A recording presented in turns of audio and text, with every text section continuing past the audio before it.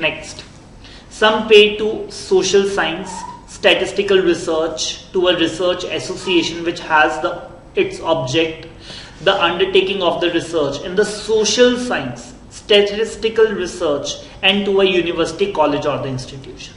Same है जी. अब वो कहता है कि जी must be approved by the prescribed guidelines and notified by the central government. Deductions आपके related business की नहीं भी होगी तब भी चलेगा. पॉइंट नंबर 4 इंपॉर्टेंट है जी. अब आप फिर से खुद खर्चा करने पे आ गए. पहले ऊपर था रेवेन्यू एक्सपेंडिचर, अब आया जी capital expenditure. This is really really really important.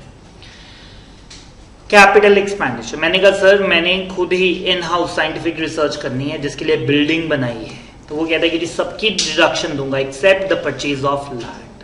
ठीक है, बिल्डिंग बनाई 5 करोड़ की. देखिए बहुत बड़ी बात है जब इनकम टैक्स वाले बोलते हैं कि 5 करोड़ में से पूरे 5 करोड़ की डिडक्शन पहले साल में. ठीक है, रेवेन्यू की 100% डिडक्शन मिलती है बट कैपिटल की 100% डिडक्शन पहले साल में नहीं मिलती, उस पर डेप्रिसिएशन मिलती है. लेकिन यहां पे पता लगता है जी हमारी गवर्नमेंट कितने सच्चे दिल से चाहती है कि आप साइंटिफिक रिसर्च पे पैसा खर्च करें, जब उन्होंने रेवेन्यू के बाद बोला कि कैपिटल एक्सपेंडिचर भी आप करेंगे. मैंने कहा सर अंदर 2 करोड़ की मशीनें लगी, कहता पूरे 2 करोड़ की डिडक्शन पहले साल में, जबकि मशीनें तो 10 साल चलेंगी. और वो कहता है कि सर मैंने कैपिटल एक्सपेंडिचर एक है जी करंट ईयर और एक है प्रीवियस ईयर. ठीक है, पिछले साल किया खर्चा, कहते हैं वो भी ले लो, लेकिन आपको पता ही है यू नो द ड्रिल, ज्यादा से ज्यादा 3 साल पीछे ही जा पाएंगे from the date of commencement of business. ठीक है, और फिर वो कहता है कि सर मेक श्योर ये कैपिटल एक्सपेंसेस के ऊपर आप डेप्रिसिएशन मत ले लेना. ठीक है, डबल चेक कर रहा है. एक्चुअल कॉस्ट में भी लिखवाया था कि इसकी एक्चुअल कॉस्ट निल हो जाएगी, और यहाँ पे भी बोल रहा है कि सर आप डेप्रिसिएशन लेने की आप कोशिश मत करना. फिर आई जी डोनेशंस अगर आप कर रहे हैं किसको, नेशनल लेबोरेटरी को, यूनिवर्सिटी को, आईआईटी को या स्पेसिफाइड पर्सन को, तो 100%. ये पॉइंट्स थोड़े से फास्ट रीड हैं जी. Sum is to be paid with the specific direction that it is to be use. तो जब आप उनको पैसा दें तो उनको ये बात बताएं कि आपने साइंटिफिक रिसर्च के लिए पैसा दिया है. No deduction and shall be allowed of such sum in any other provision of this act. अब आप 35(2)(a) के अंदर भी डिडक्शन ले रहे हो और किसी और हेड में भी लेने की कोशिश करो. हमने कहा सर डबल नहीं, अगर आप यहां पे डिडक्शन ले रहे हो प्लीज कहीं और डिडक्शन लेने की कोशिश मत करना. The prescribed authority shall, before granting the approval, satisfy itself about the feasibility of carrying out the scientific research and shall submit the report to the principal, chief commissioner, and the chief commissioner or the director or the director general. तीनों points कुछ खास नहीं हैं, fast read वाले ही हैं. बस आप उनको जब पैसा दें तो बता दें कि आप साइंटिफिक रिसर्च के लिए दे रहे हैं, कोई लोन नहीं है, कोई शेयर नहीं लेना चाहते, आपसे कोई डील नहीं कर रहे, ये हम डोनेशन दे रहे हैं और उसकी आपको डिडक्शन मिल जाएगी.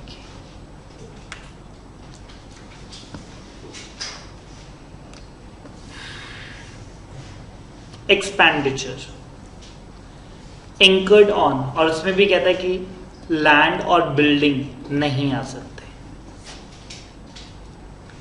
एक और बात जी, आपको लगेगा कि डुप्लीकेशन है.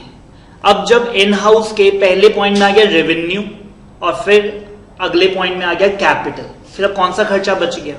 ठीक है, बट डुप्लीकेशन नहीं है. पहले यहां पे ना 1.5 गुना था, पहले यहां पे 1.5 गुना था और यहां पे 1 टाइम था. तो इसमें लैंड एंड बिल्डिंग लिखा है, बट आज की डेट में कोई इसको यूज ही नहीं करता, सारे ऊपर ही चले जाते हैं. ठीक है, अब तो सब जगह 1 टाइम ही हो गया. ठीक है, तो जिसकी वजह से अब आपको थोड़ा सा लग रहा होगा कि सर ये सेम बात बार बार आ रही है, जबकि पहले ऐसे नहीं था. पहले हमें बहुत इसके अंदर अपनी मेमोरी को यूज करना पड़ता था कि कहां पे 1.5 गुना और कहां पे 1 टाइम. सो कहता है incurred on the in house research and development facility incurred by the company, और ये पॉइंट सिर्फ कंपनी के लिए है. engage in the business of biotechnology or any other business of manufacture or the production of the article or the thing not being the article or the thing which is specified in the list of 11th schedule. याद है आपको 11th schedule? वही हमारा tobacco, cigarette, wine, liquor, aerated water etc.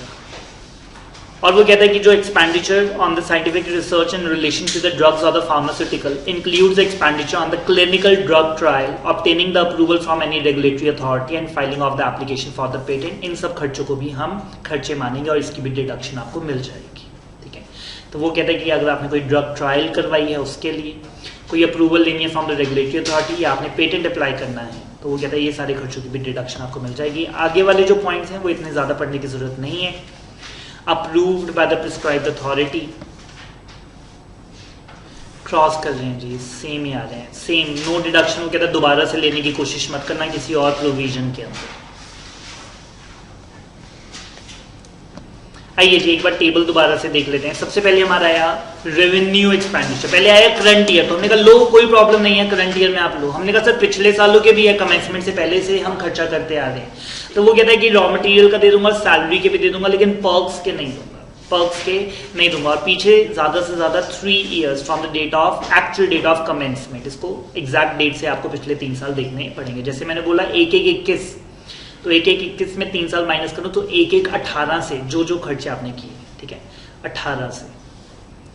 फिर वो कहता है कि सर मैंने सम पे किए किसी research association, university, college, institution को जिनका मेन ऑब्जेक्ट यही है साइंटिफिक रिसर्च, तो कहता है जितने पैसे दोगे उतने की डिडक्शन मिल जाएगी। एक कंपनी को दिए जिसके मेन ऑब्जेक्ट क्या है, साइंटिफिक रिसर्च एंड डेवलपमेंट, वो कहता है कि जितने पैसे दोगे उतने की डिडक्शन मिल जाएगी। फिर वो कहता है सोशल साइंस, स्टैटिस्टिकल रिसर्च किसी रिसर्च एसोसिएशन को दिए, तो वो कहते हैं कि जी उसमें भी कोई प्रॉब्लम नहीं है। Capital expenditure, this is very important, capital expenditure excluding land, तो वो कहते हैं कि जी उसकी आपको हम डिडक्शन दे देंगे। और हमने कहा सर कमेंसमेंट से पहले भी कोई कैपिटल एक्सपेंडिचर किया है, तो कहता है 3 साल पीछे आप जा सकते हैं। बाकी फिर आपने सम दिया किसी नेशनल लेबोरेटरी, यूनिवर्सिटी, आईआईटी या स्पेसिफाइड पर्सन को, तो जितने पैसे दोगे उतने की डिडक्शन मिल जाएगी। Expenditure incurred on the in house facility, लेकिन इसमें थोड़ी सी स्पेसिफिक हो गई जी, बायोटेक्नोलॉजी और 11 शेड्यूल वाले नहीं होने चाहिए, या फार्मास्यूटिकल इसके अंदर आ गए। फार्मास्यूटिकल वालों को हमने कहा ड्रग ट्रायल के अंदर, रेगुलेटरी अथॉरिटी या फिर पेटेंट अप्लाई करने के लिए भी जो खर्चे हैं वो भी हम आपको अलाउ कर देंगे।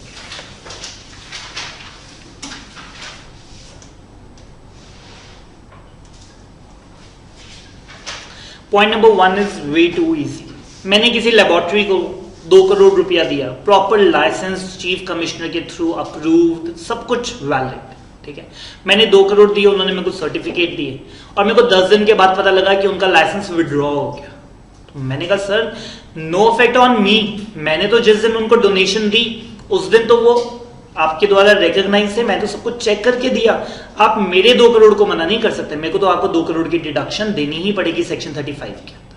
तो वो कहते कि जी yes, the deduction allowable under this section shall not be denied merely on the ground that subsequent to the payment of such sum by the assessee, the approval granted to the association, university, college or the institution or the laboratory or the specified person has been withdrawn। या फिर जो approval हमने दी थी किसको, national laboratory, university, IIT या specified person को, has been withdrawn. बस जिस दिन आप पैसा दे रहे हैं उस दिन वो ग्रांटेड होने चाहिए अप्रूवल के द्वारा। अगर वो अप्रूवल बाद में विड्रॉ भी हो जाती है तो फिर मेरी डिडक्शन पे कोई असर नहीं आने पाएगा।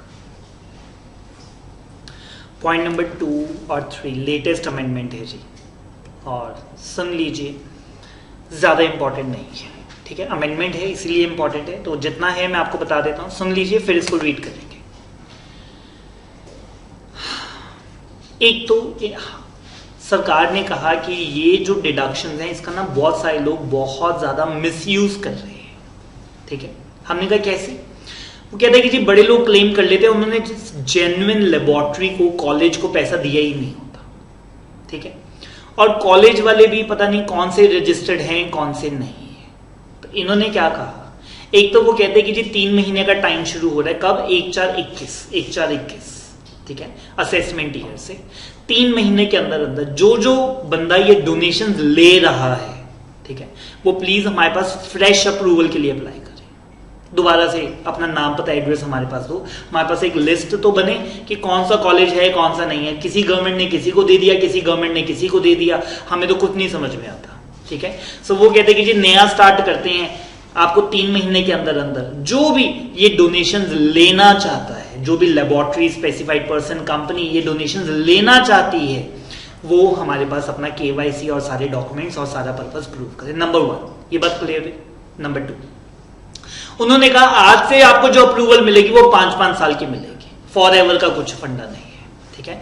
आज हमने आपको कहा कि you are recognised, you are approved, आपको ग्रांट दी गई, अप्रूवल दी गई, अप्रूवल इज फॉर 5 years, 5 साल के लिए बाद दोबारा अप्लाई करना पड़ेगा, फॉर एवर के लिए कोई फंडा नहीं है। दूसरा, ये जो इतने पैसे ले जा रहे हो, ये कुछ काम करते भी हो साइंटिफिक रिसर्च का कि नहीं, आपको अपने प्रॉपर प्रोजेक्ट्स हमें दिखाने पड़ेंगे, कॉस्ट दिखानी पड़ेगी, और इस तरह से। नहीं तो मैं आपको सच में बता रहा हूँ, जितने ये चैरिटेबल इंस्टीट्यूशंस हैं, जो भी ये जिनको पैसा डोनेशन देने पर डिडक्शंस मिलती है, सब ने दुकानदारी खोल रखी है, ठीक है। So is with the political parties. आपने मूवी देखी राजनीति, ठीक है, नाना पाटेकर और उसकी, उसमें 2 पार्टीज होती है, तो वो एक बहुत बड़े बिजनेस टाइकून के पास जाते हैं पैसा मांगने, ठीक है, और वो दूसरी पार्टी को फंड कर रहा होता है, तो उसको होता है कि 50 करोड़ रुपया मेरे को देगा, वो उसको क्या देता है, 2 करोड़ रुपया देता है। तो वो कहता है कि मैं आपके लिए पर्चियां तो 50 करोड़ की लाया था, क्योंकि आपको डिडक्शन मिलनी है इन पर्चियों की। तो वो कहता है कि जी 2 करोड़ अब आपसे क्या लेकर जाऊं, 2 करोड़ में आपका भी नाम खराब होता है, मेरा भी नाम खराब होता है। कहता है रहने दो, 2 करोड़ भी नहीं चाहिए, बट ये पर्चियां ले लो मेरे से 50 करोड़ की। जब उसने स्लिप्स दे दी कि मैंने 50 करोड़ इनसे रिसीव किया है, तो उसको डिडक्शन मिल जाएगी 50 करोड़ की, ठीक है।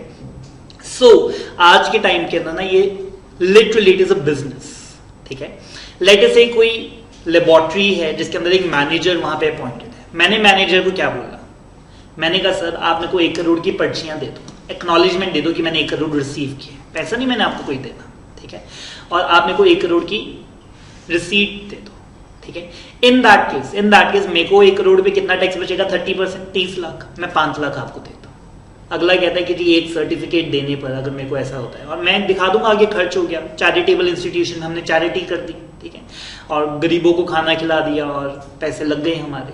सो वो पर्चियां काट के देते थे, और 10 मतलब थोड़ा टैक्स जितना भी मेरे को फायदा होता था उसका 5-10% रख लेते थे, ठीक है। तो गवर्नमेंट ने अब जी शिकंजा कस दिया पूरा अच्छे से। वो कहते हैं कि जी सारी रजिस्टर करवाओ, 5 साल के लिए होंगे, जो बंदा ठीक से काम नहीं करेगा उसको अगली अप्रूवल मिलनी ही नहीं, और आप अच्छे से एप्लीकेशन भी हमें आपको दिखानी पड़ेगी, और प्रॉपर स्टेटमेंट बतानी पड़ेगी कि कहाँ कहाँ आपने ये पैसा खर्च किया है। फाइन, तो ये पढ़ लेते हैं जी। ये पॉइंट नंबर 2 और 3 मेरे हिसाब से पेपर पॉइंट ऑफ व्यू से ज्यादा इंपॉर्टेंट नहीं है, अगर इंपॉर्टेंट है तो सिर्फ इस वजह से क्योंकि अमेंडमेंट है। पढ़ लेते हैं। Every notification for the approval under section 35(1) III, और III in respect of the research association, university, college, institution or the company issued on or before 1/4/21, जिसको आज से पहले कभी अप्रूवल दी गई थी, shall be deemed to have been withdrawn, shall be deemed to have been, हमने सबकी permissions withdraw कर ली, unless such research association, university, college or the institution or the company makes the intimation in the prescribed form and the prescribed manner to the income tax authority within 3 months। 3 months कब से शुरू हुए, 1/4/21 से, and subject to the intimation and the notification shall be valid for a period of 5 years। और फिर वो कहता है कि ये 5 साल से आपके लिए वैलिड रहेंगे।